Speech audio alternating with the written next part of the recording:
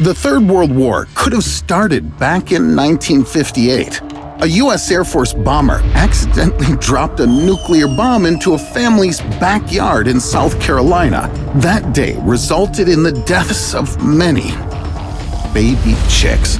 Yeah, miraculously, the bomb didn't go off. It just crushed a few domestic birds with its weight. In this video, you'll find out that a devastating threat can result not only from the divisions between powerful countries, but from the carelessness of one of the presidents, the rising moon, or even an ordinary bear. We haven't even noticed how close we've been to the Third World War over 10 times already. It's time you learned.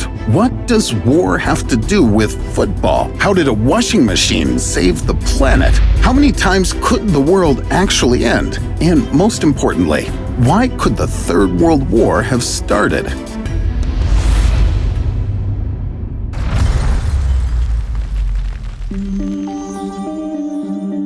The security system that could protect us from a large-scale military conflict is far from perfect, because the trigger that activates a mechanism capable of blowing entire cities off the map can be found in such a seemingly inconspicuous handbag.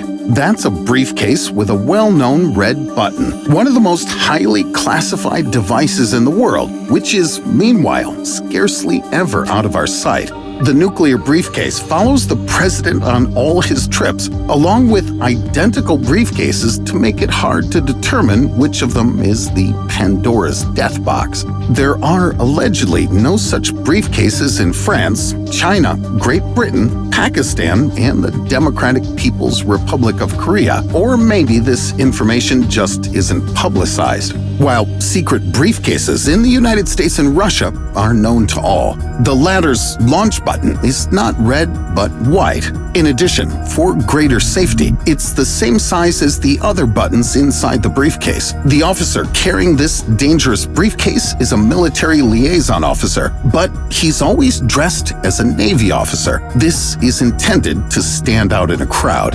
Then why don't they just dress the officer in a zebra outfit and give him a sign that says, "I've got the briefcase for launching nuclear missiles"? I'm sure you'll all agree it's strange. The U.S. president's suitcase is known as the nuclear football, or just the football. But that doesn't mean you can use it to throw a touchdown. Contrary to popular belief, the American football doesn't have a red button either. However, the briefcase contains a satellite radio transmitter and the so-called gold codes. They're intended to be used for launching nuclear missiles. It's like using a picture with the unlock code as the lock screen wallpaper, you might say. But there was a president who kept the code in a safer place.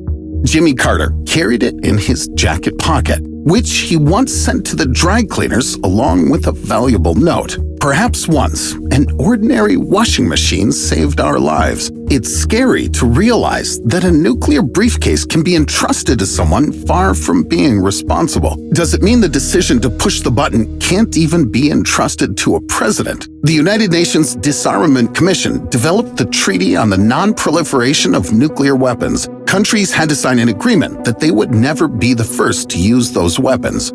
What could possibly go wrong? If no one starts a war, it won't happen.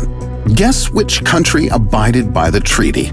Only China. Its nuclear warheads are kept separate from the missiles, while the US and Russia reserve the right to launch a nuclear strike even in response to the use of conventional weapons in military actions. Once a nuclear attack on the country is confirmed, the president will have only 10 minutes to decide whether or not to launch missiles. Personally, I tend to take like 2 hours just deciding what movie to watch in the evening.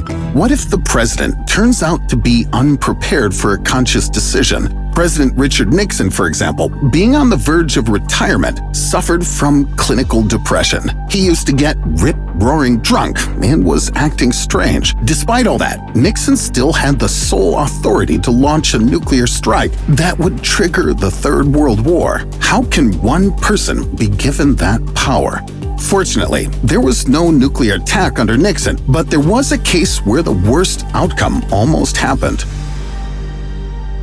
During the Cold War, the U.S. had a significant nuclear advantage over the Soviet Union. Washington deployed nuclear missiles in Italy and Turkey. Their range covered the European part of the USSR. Then, in 1962, Cuba secretly allowed the Soviet Union to set up its military bases, including a nuclear warhead depot on its territory. That's only 10 minutes of rocket flight to Washington. The leader of the Soviet Union, Nikita Khrushchev, as he put it, wanted to put a hedgehog down the Americans' pants by bringing nuclear weapons to their borders. In this way, he planned to get leverage over Kennedy and achieve the removal of U.S. missiles from Turkey. A Lockheed U-2, an American spy plane, quickly discovered a secret nuclear base. Then the military offered Kennedy to start bombing Cuba. But President Kennedy decided to start with a naval blockade of Cuba. In response, the Soviet military shot down an American surveillance aircraft, a Lockheed U-2. And that could trigger the Third World War, because then a Soviet submarine was bombarded by U.S. depth charges. However, the Americans didn't know there was a torpedo with a nuclear warhead on the sub.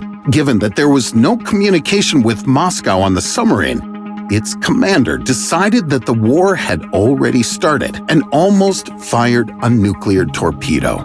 However, another senior officer, Vasily Arkhipov, canceled the launch and saved the world from nuclear war. Our planet has been on the brink of the Third World War way more than once. But unlike the Cuban Missile Crisis, some of the motives were utterly absurd.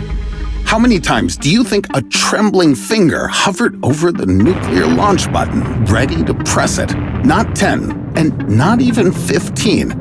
But 22 times. For example, in 1962, an unidentified intruder attempted to climb over the perimeter fence of an American military base. Someone pressed the wrong button. And instead of a standard security warning, the pilots heard a siren signifying a takeoff on alert with nuclear weapons on board. They were fully convinced the Third World War had started. As it turned out, the intruder was a bear who was just curious to see what was going on behind the base's fence. It might at first glance appear to be sent by the Russians, but the animal was the most ordinary predator from the nearest forest. In 1960, the U.S. Nuclear Command Center, NORAD, received warning signals from radar. It detected something big and glowing.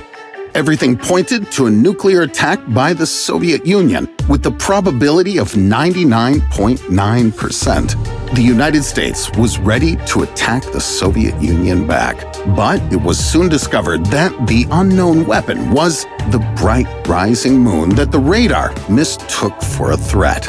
In this case, technical problems were to blame, but the next accident was caused by pure stupidity. In 1995, Boris Yeltsin, then president of Russia, found out that radar had detected a missile launch off the coast of Norway. It looked like an operational ballistic missile was launched from a nuclear submarine. The rocket went straight up, but it wasn't clear where it was headed. Russian strategic rocket forces were put on high alert, and Yeltsin draped over a nuclear briefcase, preparing to retaliate. But it turned out to be the Norwegian-American Black Brant 12 research rocket with scientific equipment to study the aurora borealis. And the scientists had notified Russia of their intention to launch a scientific experiment aboard a rocket 1 month in advance. So, when can we expect the Third World War? Maybe today. Who knows? These days, there are several ongoing military conflicts on the planet that could spin out of control at any moment. A global military conflict could start with fighting for the island of Taiwan claimed by China, Kashmir, which is a contested region between India and China, the Strait of Hormuz, which is located within the territorial waters of Iran and the United Arab Emirates, as well as a mutual nuclear missile bombardment between North Korea and the United States. Where do you think is the safest and most peaceful place on Earth? Mention it in the comments so I know which country I should buy a ticket to.